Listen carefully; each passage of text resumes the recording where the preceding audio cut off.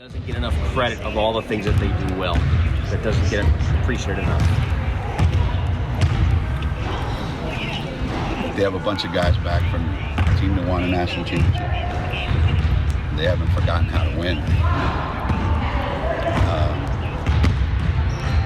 They're probably one of the most athletic teams in the country.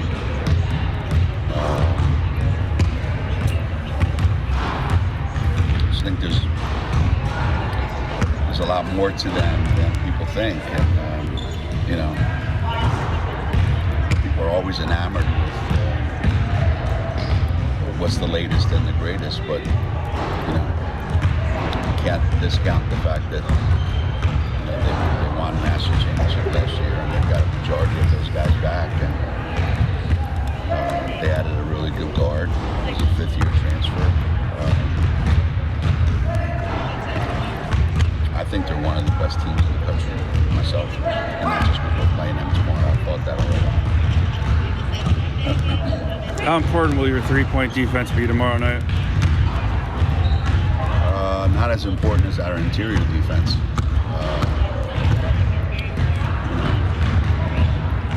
I think when we played them last year, I think we only gave up like 68 or something like that, whatever it was. I think they got 52 of those in the lane, because that's still where they focus a lot of their offense on. They get a lot out of transition,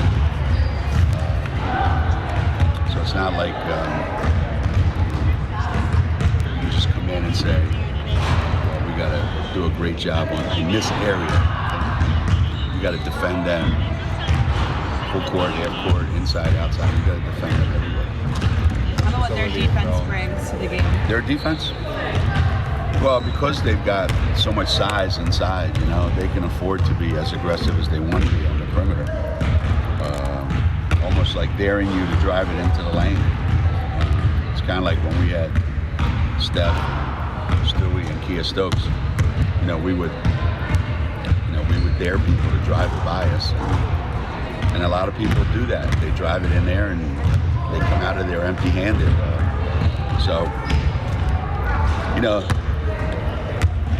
Because they play so aggressively defensively, and because they're so athletic, they create a lot of their offense off of their defense. And if you watch their games, a lot of their best games are when they're out in transition over and over and over and over again. So, what would you like to see from Olivia tomorrow night in terms of her progression as a player? Well, it's interesting with Liv, because she's kind of an enigma in that way.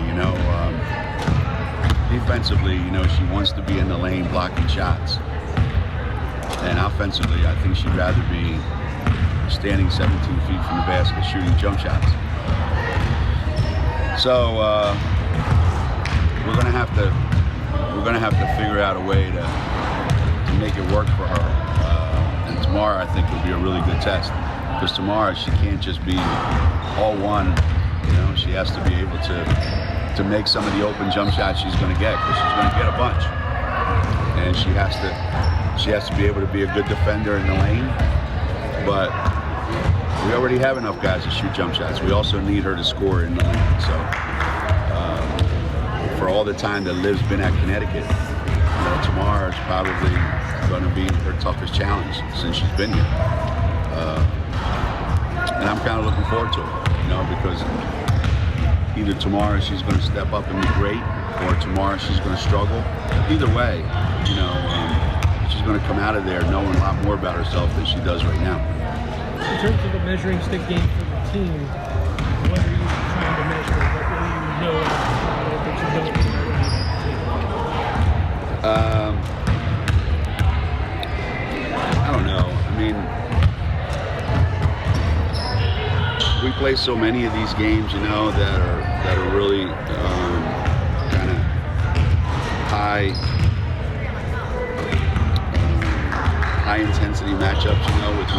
good teams, and we have so many of these, so many more of these coming up. We've been in so many of these over the years where we won these games and won national championships at the end, where we lost these games and won national championships at the end.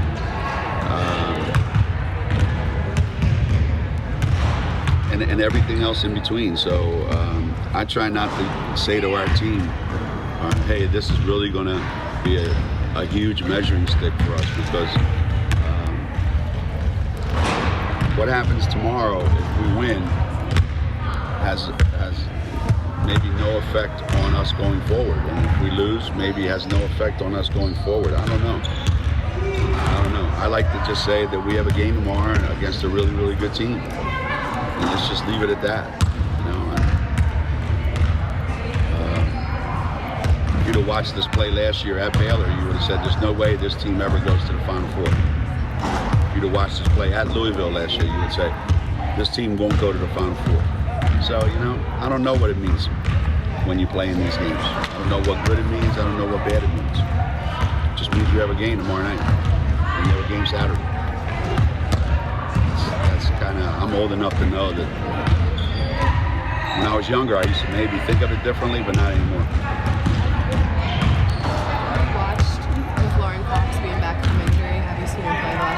Yeah. Well, obviously, she's got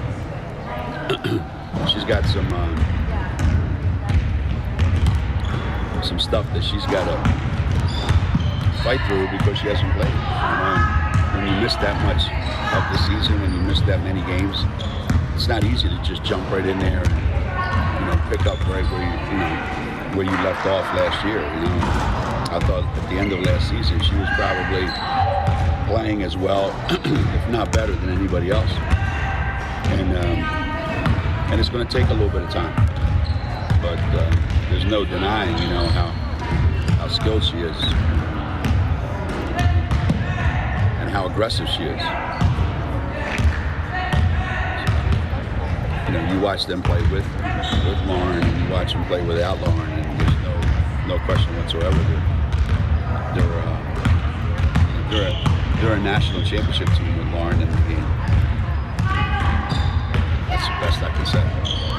What do you want to see from players like Kyla and Aubrey and Connor tomorrow, who haven't really had to play a big game in the spotlight, but you're going to have to rely on them at some point? I think they're going to do what most young players do, as far as Anna and Aubrey are concerned. I think there's going to be times when they're going to be overwhelmed by the bigness of not just the bigness of the game, but how big and how athletic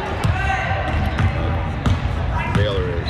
So that's going to be a little bit of a shock to them,